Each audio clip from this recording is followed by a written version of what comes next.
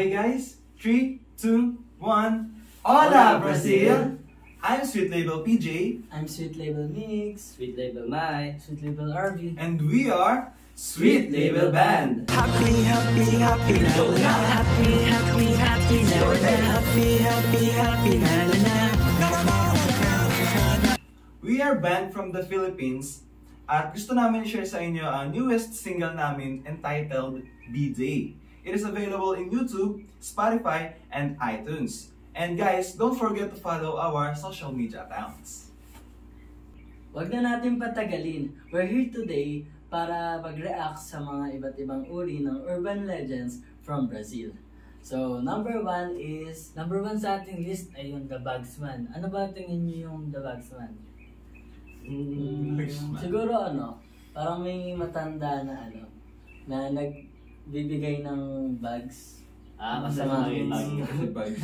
Or kung hindi nagbibigay, gumagawa ng bags. Like that. Sa akin naman siguro from the word itself, bug. It's parang bug, insekto, parang bakong insekto. Parang Bagsman, Spider-Man. Pwede naman, di ba? So, ano yung reveal? The legend was frequently told to the children so they can behave. It says that the children who disobey their parents were taken by an old man who has bag on his back. Okay. So, ang sabi nila, kapag daw kinuha ka ng The Bagsman, gagawin ka daw soup. Yan yung mga buto mo, gagawin botones.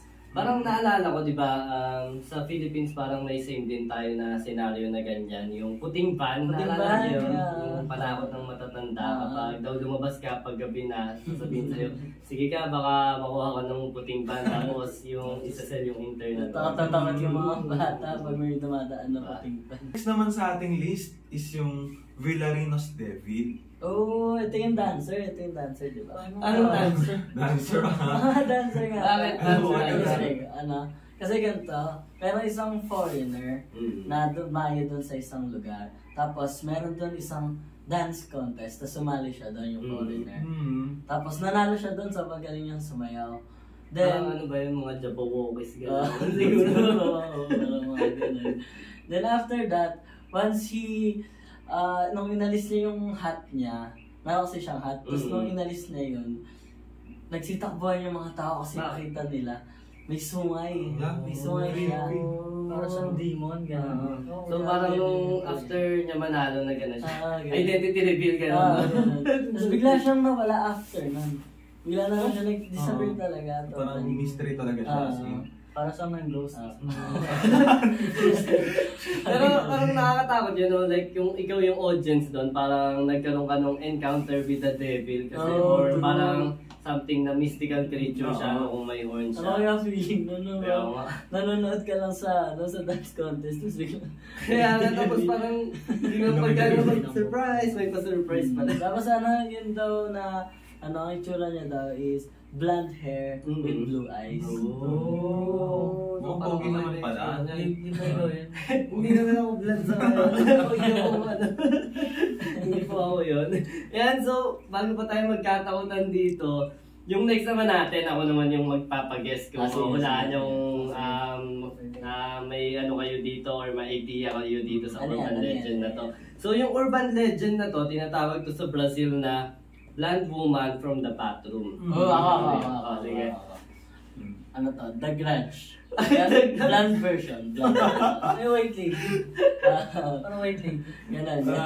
Sure naman The Grudge na yun. Kaya parang ako nagpa-uli. Ayan, so sirit na ba kayo? Wala na bang hula? Ayan, so ito exciting to. So basically yung third na urban legend na to, yung Blonde Woman from the Bathroom, sabi dito, it is one of those urban legends that has scared a lot of children in the school bathroom. So imagine guys, nung nalaman ko nga to, hindi siya nagpapakita sa ibang bathroom. So sa school bathroom lang talaga. School lang talaga. Specific lang na sa school. Oo, sa school lang. So sa mga bahay na bathroom, safe ka na. Safe Anyway, tapos ito, may process siya para lumabas. May process pa talaga. So, sabi dito, it appears after you say, Loira de Bonheiro 3 times, then slap the door 3 times. So para sa yung alam niyo yun before yung Bloody Mary. Yung sasabihin mo rin yung Blood Mary. Ikakast mo pa siya, may gagawin ko lang. May ritual. Tapos ang sabi pa doon, hindi daw kasi alam kung ano yung gagawin kapag lumabas si Blind Woman in the back. So marami raw siyang natakot na estudyante. So ayun, sobrang hindi pa rin alam kung nag-exist ba to in real life. Kasi wala rin nagtatry kasi nga nakakatakot siya. Nakakatakot. Para siyang Bloody Mary talaga. Kasi hindi mo pwedeng parang pag gawing biro kasi Alam mo naman talaga, di ba? Pero we never know until we try. Paano kung halimbawa mahina lang yung pagkabog mo? Hindi siguro. Siguro padabog Kailangan talaga para lumabas siya. Baka magalit siya. Okay, pero nakakatakot yun. Parang next na nga tayo. Up next is the Black Opala. So, tingin nyo, ano yung Black Opala? Sa akin siguro, parang feeling ko ay siya, something sa aksidente. Kasi di ba laging na-incorporate kasi yung kulak like sa mga parang aksidente, ganun, or negative something. I don't know, yun lang para sa akin. Para sa akin naman siguro maaaring tulad ko siya dun sa Bagsman. Bakit bags? Feeling ko nangunguha rin siya ng bata. Makes sense naman. Parang band, di ba? Ganun. Social lang ng Opala. Sa akin naman, siguro yung sa concept sa atin nung itim na pusa. Yung pag nasalubong mo siya, tapos parang mamalasin ka. Pwede yun. Okay, so the reveal is, a Black Opala is a famous Brazilian car. So, in the late 70s, meron daw na aksidenteng Black Opala nga na car dito sa tunnel. Then, tuwing doon, yung mga pumapasok na kotse dun sa tunnel, hinahabol siya ng Black Opala hanggang sa maaksidente. Okay. So, parang sa naman, parang may mga similarities din talaga yung urban legends ng Brazil sa Philippines, no? So sa Brazil kasi yan nga yung Black Opala. Then sa Philippines naman meron naman tayong tinatawag na yung Palete Drive. Di ba marami ring na-aksidente doon tapos laging dahil sa sobrang daming accident na areas doon nagkaroon na siya ng urban legend na may nakikita daw na white lady kaya na-aksidente yung siguro parang ganun yung kasi sobrang prone sa accident ng lugar. To the point na sobrang nagkaroon ng mga stories.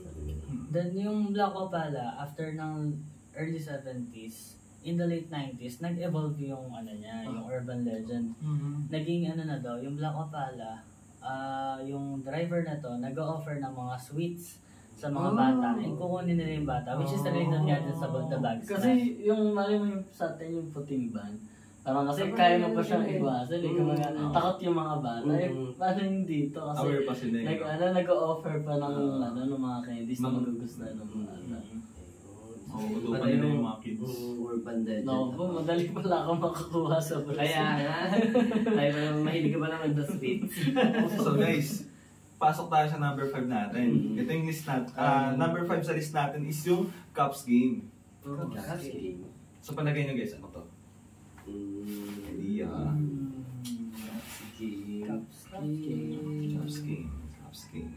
Siguro sa akin, parang may set of cups, tapos pag napili mo yun, mamalasin. Idea lang or guess lang. So, parang siguro para siyang board game. Na, I don't know. Ayun, so tama yung sagot. Ayun, so parang lang din siyang Ouija board, parang lang din siyang Spirit of the Glass. Spirit of the Glass. Pero cups lang yung gamit. Cups lang yung gamit. Diba? Kumbaga parang same lang din sa atin na merong mga letters na naka-input doon. Then, pag hinawakan nyo gagalaw, di ko alam kung may spirit talaga sa loob. May naalala ko, yung nung mga like high school pa tayo or elementary pa, di ba meron din ba na-encounter nyo ba yung tinatawag na yung spirit of the ballpen naman? Sa ballpen pumasok yung spirit. Kasi, inagan nyo yung ballpen. Kasi parang feeling ko lang syempre mahal di ba yung video board din. So parang yung mga kabataan, parang nag-i-improvise sila. So siguro kung sa atin, Spirit of the Ballpen, sa Brazil naman, parang cup game or Spirit of the Cup siguro. Ganun din sa kanila yung bagay na rin nila kasi cups lang yung gano'n. Atin na mag-vote. Kumbaga, ano kayo pwedeng ipalit sa baso? Tayo napili natin ballpen. Sila ay cups na lang. Sila cups. Nag-i-improvise ba? Hindi naman daw namimili yung mga spirits eh. Gusto nila gusto pumasok, di ba? Basta yun eh. Pero same na siya. Same concept pa rin. Nag-iba lang ng materials. Okay, so for our next urban legend, yung tinatawag na Popaw Plush Toy. Sige nga, guess nga kayo ulit. Siguro para siyang Chucky, Chakadal. Ano yung nasa loob? Yung nasa ilalim mo, sa ulo. Sige, mamaya i-reveal ko yan. So, wala na ba kayong guess? Sirat. Sirat, sige. Gusto ko marinig yung kwento eh. Sige, so tama naman. Parang mga horror din yung urban legend din talaga nila. So parang nakakilabot. And speaking of horror, tama naman yung guess ni RB. Pero ito yung counterpart nila sa Chakadal natin or sa Chucky siguro ng US. So, in the 80s, a character that was popular with children called Popaw is a chubby and participated in a lot of TV show. Because it was popular at that time, the cutie toy was soon very successful. However, yung urban legend na to, naging siya, parang kinatatakutan ng mga parent kasi kumalat yung balita na possessed daw to by evil spirit.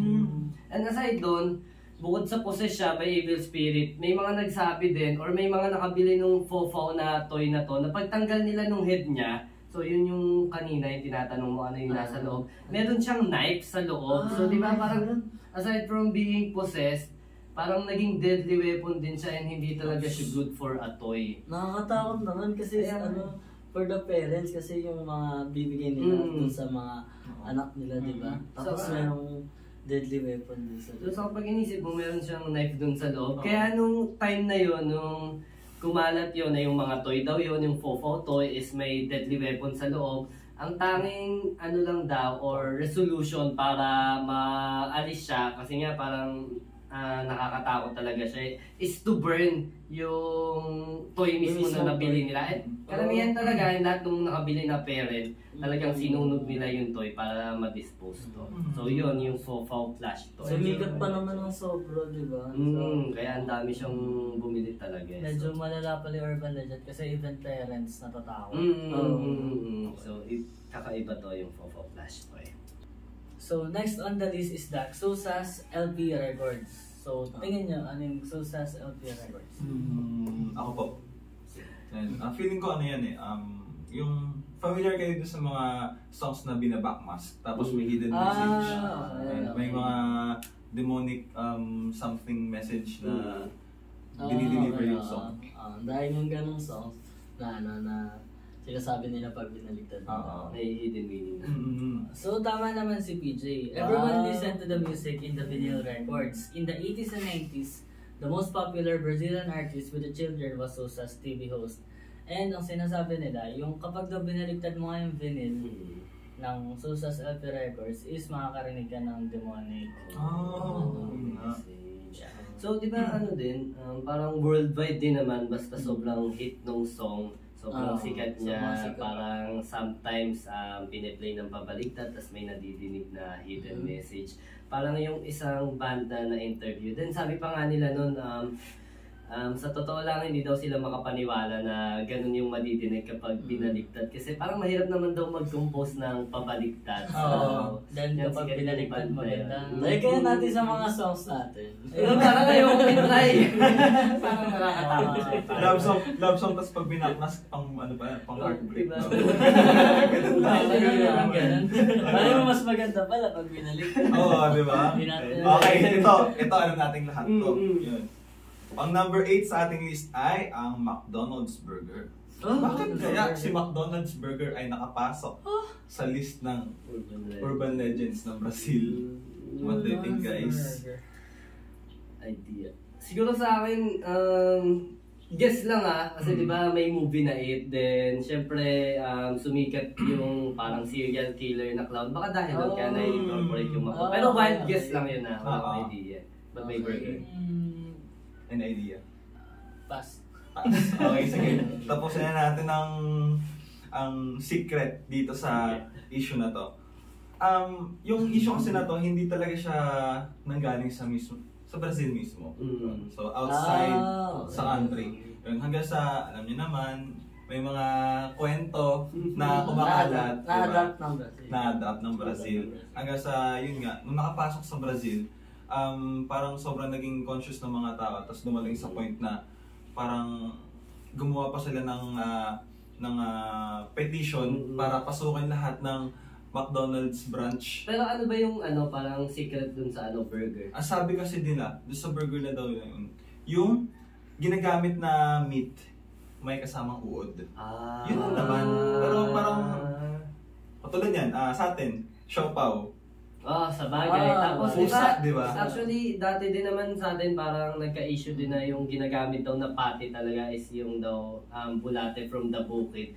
In which hindi rin naman approve kasi nag-inspect din naman. So, malawak pala talaga yung ganung urban legend. Even yung hotdogs din, diba? Sabi galing daw sa worms. Tapos may mga nagsasabi pa, diba yung patty daw gawa sa karton, yung mga ganun. So, parang ang hirap naman gawing patty nung karton. Yung gagawin dyan. So, ayun nga, hanggang dumating sa point na sobrang lumalim yung usapin nila doon sa controversy na yun na talagang lahat ng McDonald's na branches sa Brazil pinuntahan pa nila. Tapos yung mga kitchens, chinek talaga nila. Legit yun. So ayun guys, nakakatawa naman na malaman tong mga urban legends na galing sa Brazil. Kasi meron makikita natin yung mga similarities di ba? Na kagaya nun sa black car, meron din sa atin na white van. Yung kagaya nun sa burger, di ba? Halos lahat parang nagko-connect yung cups, yung ballpen, di ba? Parang same concepts lang din, pero nagkakaiba, natitwist lang ng onte. And speaking of similarities din, di ba yung mga urban legend din dito sa Philippines is parang ginagawa din siya minsan lalo dun sa mga bata pa para panakot, para matulog sila kapag tanghali or para hindi na sila maglaro sa labas, aabutin sila ng gabi.